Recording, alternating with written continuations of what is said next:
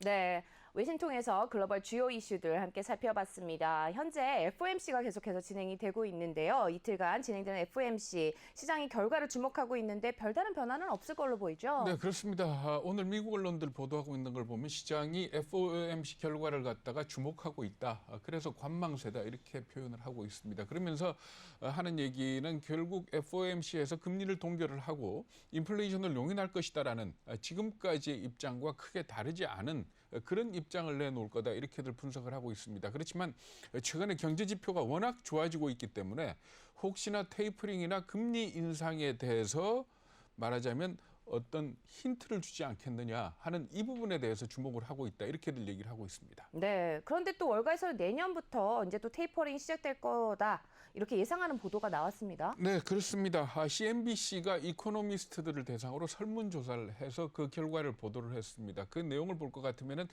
테이퍼링은 내년 1월부터 시작이 되고 그리고 또 금리 인상은 2022년 말 그러니까 내년 말쯤부터 시작될 것이다라는 그런데 상당히 많은 의견이 나온 걸로 이렇게 보도를 하고 있습니다. 네, 파월 의장이 거듭된 부인에도 불구하고 또 2023년이 아니라 내년 초죠. 테이퍼링이 실시될 것으로 보는 이유는 왜 그런 거죠? 네, 우선 이렇게 봐야 될 것 같습니다.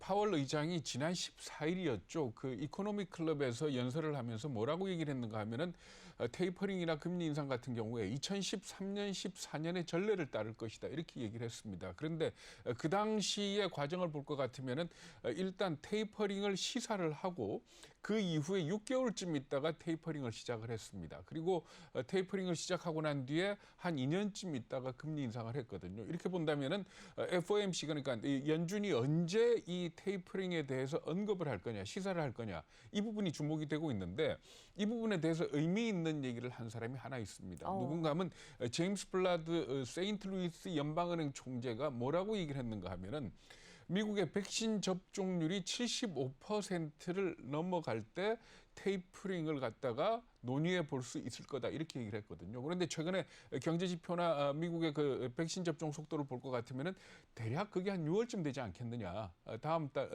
달쯤 될 걸로 이렇게 예상을 하고 있는 겁니다. 그렇다면은 테이퍼링을 시사하고 난 뒤에 6개월 뒤 이렇게 따진다면은 내년 초쯤 해서 아마도 테이퍼링에 대한 얘기가 6월 달에 테이퍼링에 대한 얘기가 나오고 실행되는 거는 그러니까 한 6개월 뒤에 실행이 되지 않겠느냐 이렇게 예상을 하고 있는 겁니다. 네, 그래서 그럴까요? 간밤에 또 미 국채 금리가 박스권을 돌파하면서 오른 이유가 그런 이유일까요? 네, 그렇게들 보고 있는 것 같습니다. 그러니까 일단 관망세다 이렇게 풀이를 하고 있는데 그러니까 전일 1.568에서 1.617까지 올라갔거든요. 그러니까 일단 1.5% 안에서 상당 기간 머물다가 1.6으로 다시 넘어섰다. 이 부분에 대해서 상당히 관심을 모으고 있는데 일단은 FOMC 결과를 보고 있는 걸로 이렇게들 풀이를 하고 있습니다. 네, 말씀 잘 들었습니다. 글로벌 인사이드 소식 관련해서 말씀 나눠봤고요. 잠시 후에 전문가분 모시고 또 뉴욕 증시와 관련해서 동향과 전망 또 들어보도록 하겠습니다. 잠시 후에 돌아오겠습니다.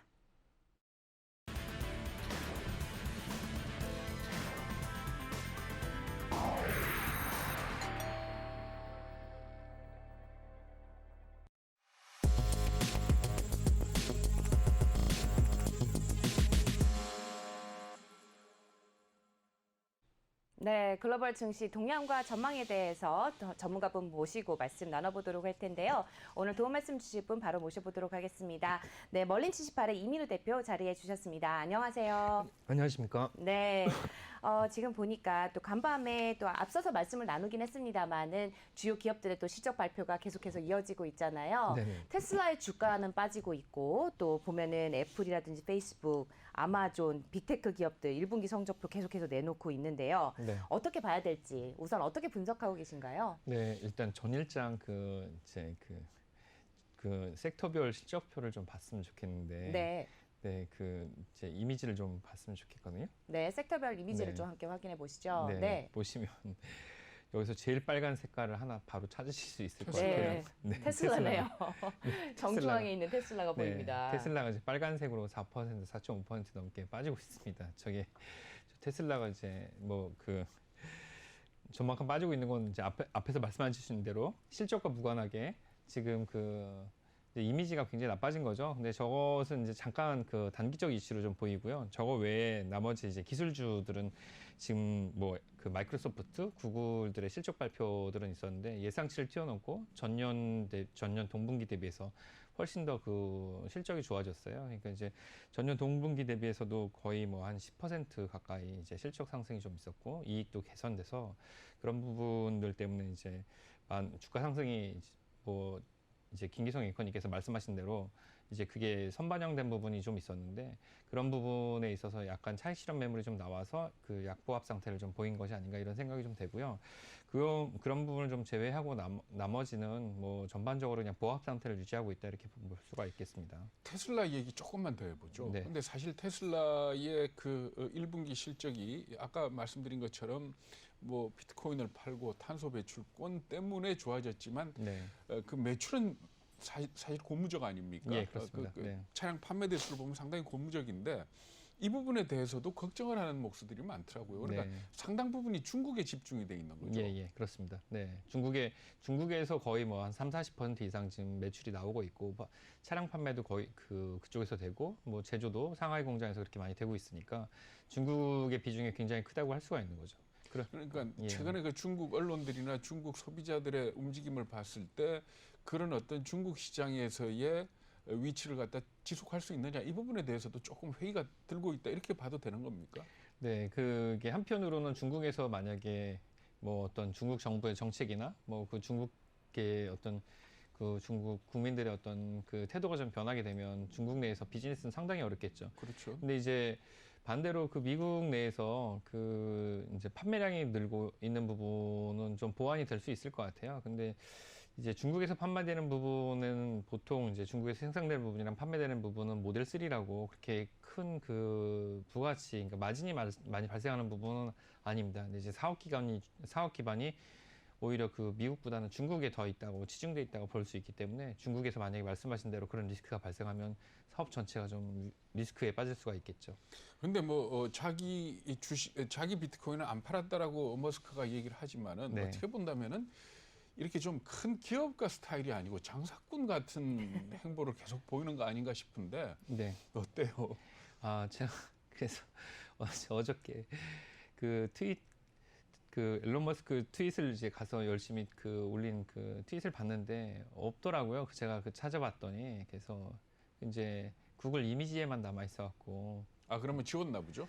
네, 어디에 리트윗됐는지 좀 제가 못 찾겠어갖고 네. 보지는 못했습니다. 근데 이제 보니까 뭐 나는 안 팔았다. 이제 네, 나는 안 팔았다고 하는데 일단 뭐 이제 그것도 비즈니스의 한 방법이니까요. 그 테슬라가 지금까지 해왔던 뭐 여러 가지 행보 중에서 뭐 이번 7분기 동안 이제 실적이 이제 그 양의 실적, 그러니까 수익이 마이너스가 나지 않은 거는 7분기 연속이니까 굉장히 긍정적이고 그런 부분이 이제 뭐 어떻게든 좋게 평가될 수가 있는데. 근데 시가총액 1위를 다투는 기업이고 네. 세계 1위 부호에 오르락내리락 하는 사람인데 네. 사실 워렌 버핏이나 마이크로소프트 빌 게이츠를 보면은 네. 자신의 그 행동에 대해서도 굉장히 조심하지 않습니까? 네. 조금 좀 다른 사람 같아요. 네, 그렇죠. 네. 그렇다고 할 수 있습니다. 뭐 사실 뭐 그런 얘기가 있죠. 스페이스X 지금 운영하는 뭐 나사로부터 달에 이제 착륙선, 네. 달 착륙선 프로젝트를 맡은 스페이스X를 할 때도 그런 얘기가 있습니다. 우리나라에 일론 머스크에 대한 책이 3권 나와 있는데 그 중에 한 책을 보면 일론 머스크한테 인터뷰를 할 때 어떻게 해서 백만장자가 됐냐고 물어보니까 일론 머스크가 대답하길 천만장자에서 시작했다. 뭐 그런 얘기할 정도로 이제 뭐 돈에 대한 개념보다는 자기가 하고 싶은 것을 마음대로 하는 스타일이다. 자유롭게. 뭐 이런 스타일로 거기 평가가 되고 있습니다. 알겠습니다. 네, 문화 자체가 다른 걸 수도 있겠네요. 그렇죠? 네. 지금 보면은 계속해서 어닝 서프라이즈에 대한 기대감이 높아지고 있는 것 같습니다. 근데 이제 시장이 계속해서 이제 기대에 부합하는 결과치가 나오면 괜찮은데 또 어떻게 보면 또 증시 판도에도 좀 영향을 주지 않을까라는 생각이 들거든요. 네. 계속해서 나오는 실적들 뭐 기대에 부합을 해서 증시가 다시 한번 올라갈 수 있다라고 보세요. 어떤가요? 예, 그렇습니다. 이제 특별히 이제 악재라고 할 수는 없고 지금 말씀하셨던 이제 주요한 기업들 이제 구글, 뭐 마이크로소프트, 스타벅스나 뭐 스타벅스도 이제 기업 실적이 나왔고 뭐 AMD도 어저께 기업 실적이 나왔고 애플이나 페이스북 오늘 밤 이제 애플, 페이스북 뭐 그리고 내일은 이제 특히 이제 아마존 같은 회사의 그 기업 실적 발표될 텐데 지금 말씀드리는 회사들의 기업 실적은 이제 예상보다 뛰어넘거나 전분기보다 훨씬 더 높은 실적을 좀 기록할 것으로 좀 보여집니다. 뭐 스타벅스 같은 경우는 그 뭐 예상보다는 그렇게 아주 높은 편은 아니지만 실적이 많이 늘어났고 이익도 늘어나는 걸 봐서는 사람들이 외부 활동이 좀 많아지고 있다는 이제 경제 활동이 외부로 활발하게 그 늘어나고 있던 지표도 좀 될 수 있고 뭐 애플이나 아마존 그 애플이나 페이스북 같은 경우도 실적을 이제 뛰어넘는 것은 이 기업들이 이제 재투자를 할 수 있다는 그런 가능성을 좀 갖고 있고요. 그리고 특히 뭐 아마존 같은 경우는 지금 그 2000년대 들어서 한 번도 이 이제 주식 분할을 한 적이 없기 때문에 지금 3,000불이 넘고 주식 가격이 너무 높아서 자기 이 주가의 정확한 그 밸류에이션을 받지 못하고 있어서 가격이 상승 그 이제 실적 이외에도 가격 상승이 좀 되지 않는다면 주식 분할에 대한 그런 가능성이 계속 나오고 있어요. 네. 그러니까 이런 것 때문에 그 시장에 어떤 자금 유입을 할 수 있는 더 그런 긍정적 요소가 더 아직 남아있다고 볼 수가 있는 거죠. 근데 지금까지 그 실적을 발표한 기업이 S&P 500 기준으로 대략 한 3분의 1쯤 되고 예, 그중에 88%는 예상보다 좋은 실적을 발표를 했더라. 네네. 근데 그렇습니다. 실적 발표 당일날 주가가 올라간 기업은 58%밖에 없더라. 예, 예. 그러니까 실적보다 좋아도 주가는 안 올랐다, 네. 떨어졌다라는 얘기인데 이 네. 얘기는 결국은 이미 선반영됐다라는 겁니까? 아니면은 그 예상치보다 훨씬 더 좋아야 된다는 얘기예요? 부분적으로 선반영됐고 그리고 그 실적이 나온 날 이제 차익 실현 매물이 약간씩은 있다고 보여지는데 그렇겠죠. 네. 예, 근데 이게 실적 발표가 돼서 차익 실현 매물이 좀 나오고 난 다음에 그 다음에 이제 밑으로 흐르는 그런 그래프를 그리는 건 아니고요. 보통 이제 그 실적이 많이 나오고 현금 보유가 많이 나온 그 기업들 같은 경우는 보통 자사주 매입을 하거나 주가 이제 이제 이익 환원, 그러니까 주주 친화적인 그런 정책을 통해서 주가 부양이나 아니면 그런 호재들을 다시 내놓게 하는 정책들을 많이 가지고 있습니다. 그러니까 뭐 약간 흐른다고 하더라도 다시 반등할 가능성이 상당히 있으니까 이게 뭐 차익 실현 매물 때문에 뭐 추세적으로 내려가거나 그렇지는 않을 것으로 봅니다.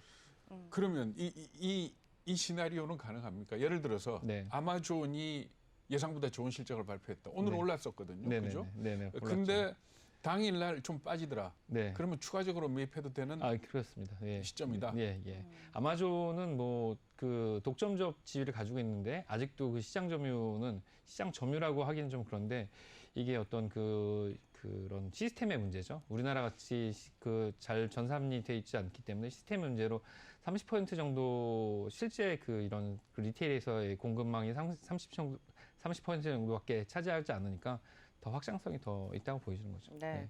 지금 애플 얘기도 나왔으니까 말인데 좀 악재가 있습니다. 지금 네. 보니까 그 벌금 러시아에서도 벌금을 부과를 했고 유럽연합도 지금 독점 방지 규정 위반을 이유로 또 고발할 거란 이제 기사가 나오고 있잖아요. 네. 분명히 악재임이 틀림없는데 이런 악재가 터졌을 때 주가가 흔들릴 것 같고 네네. 이게 단발성으로 그칠지 좀 잠겨야 될지 요거를 가늠해 본다면 네. 애플을 매입할 수 있는 기회가 되지 않을까 이런 생각이 좀 들거든요. 네. 어떻게 보세요? 네, 당연히 애플을 매입할 수 있는 좋은 기회가 된다고 보여지는데 130억 원 정도의 그 벌금 같은 경우는 이렇게 큰 문제가 되지는 않을 것 같고요. 이슈 내용도 그렇게 큰 문제가 되지는 않을 것 같습니다. 이제 독점적 내용이라는 것은 이제 애플이 차지하고 있는 그 생태계 때문에 문제고요. 그리고 그 EU에서 그 독점 방지 규정 위반이라는 것은 그 2년 전에 이미 스포티파이라는 어플리케이션을 사용할 때 이 애플의 그 iOS 시스템을 통해서만 사용할 수 있는 것처럼 이제 알고 있는데 사실은 이제 스포티파이는 그렇게만 사용할 수 있는 건 아니었거든요. 그러니까 그 부분에 대한 지적 때문에 이제 이걸 고발당하는 문제인데 애플이 가지고 있는 현금 보유가 200조 원이 넘습니다. 한화로. 네. 그러니까 이 정도의 어떤 그 벌금이나 이 정도의 조치가 그 기업 가치를 훼손할 수는 전혀 없다고 봅니다. 예. 글쎄요. 근데 좀 장기적으로 본다면은 디지털 관세 얘기가 계속 나오고 네, 있고 그리고 또 최근에는 볼 것 같으면은 왜 그 맞춤형 광고를 못하도록 네, 못하는 네. 건 아니지만 네. 이 전화기 사용자가 선택. 나한테 맞춤형 광고가 들어오는구나, 동의하느냐 마느냐를 가릴 수 있게끔 이런 것들은 분명히 봐서 애플 같은 데는 악재 아닙니까? 네, 그 맞춤형 광고는 위치 기반 서비스랑 그 광고에 동의하냐 마느냐를 이제 애플에서 선택을 그 iOS 기반에서 선택을 할 수가 있게끔 돼 있었는데 실제로 사용자 입장에서 봤을 때 그것을 뭐 거부하거나 그렇다고 해서 이제 애플 생태계에서 나오거나 그러지는 않았고요.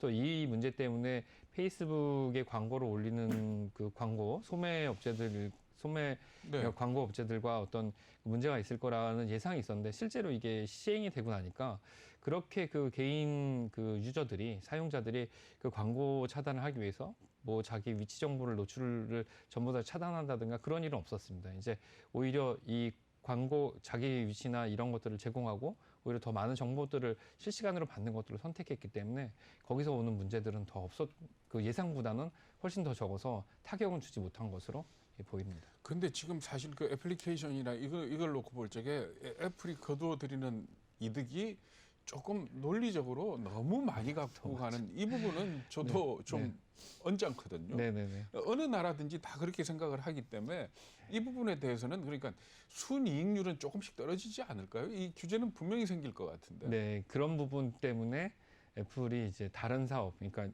그 이제 전자제품과 iOS라는 그런 생태계에서 다시 오프라인으로 더 벗어나려고 이제 뭐 애플카라든지 이런 쪽으로 더 벗어나려고 하는 그런 시도를 하는 것으로 좀 보여지고 있습니다. 그러니까 그게 이제 말씀하신 대로 그런 불평불만은 상당히 많은데 이 플랫폼 기업의 특성이 그런 앞에서는 매우 친절하고 뒤에서는 최대한 뜯어먹고.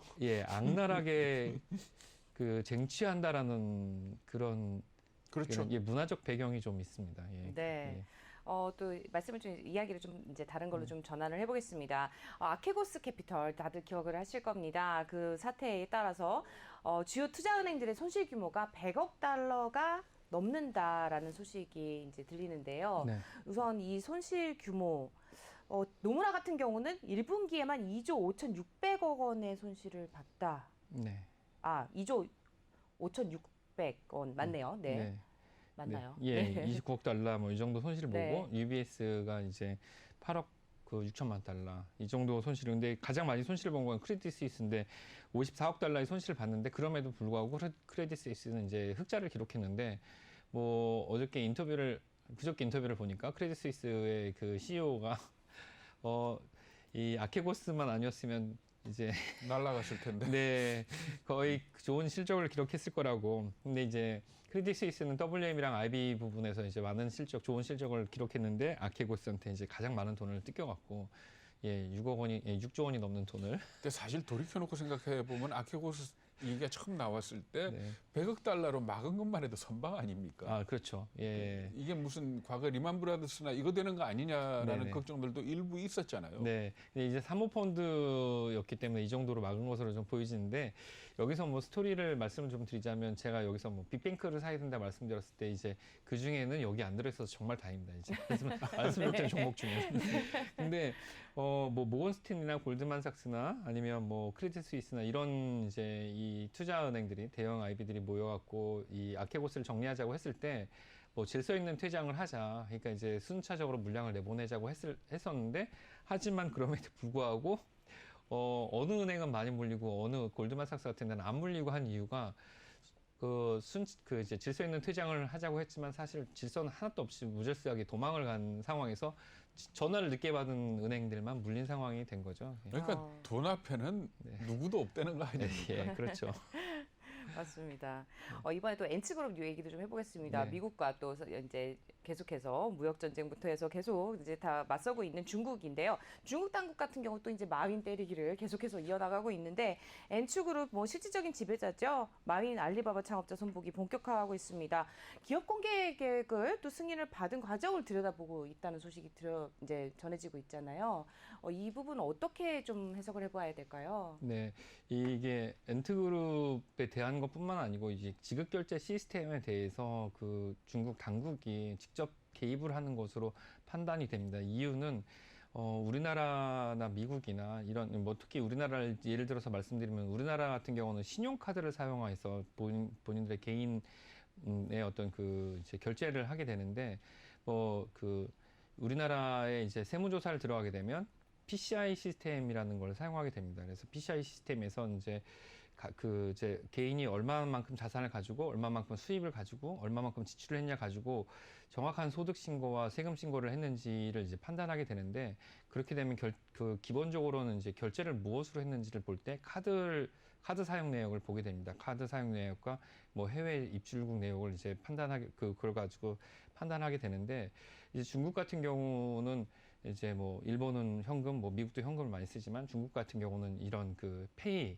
이제 결제를 많이 하지 않습니까? 이제 뭐 알리페이나 뭐 위챗페이 같은 것들을 사용하게 되는데 이 페이 결제 시스템을 안다는 건 개인의 어떤 그 성향도 그리고 개인의 어떤 그 어떤 소득이나 이런 것들을 다 통제할 수 있게 되는데 사실 이 페이 시스템은 민간 기업에 완전히 넘어간 상태였거든요. 근데 이걸 가지고 이 금융당국에서 통제를 하려고 드니까 그거 이제 마윈이 공개적으로 한번 반발을 했었던 거죠.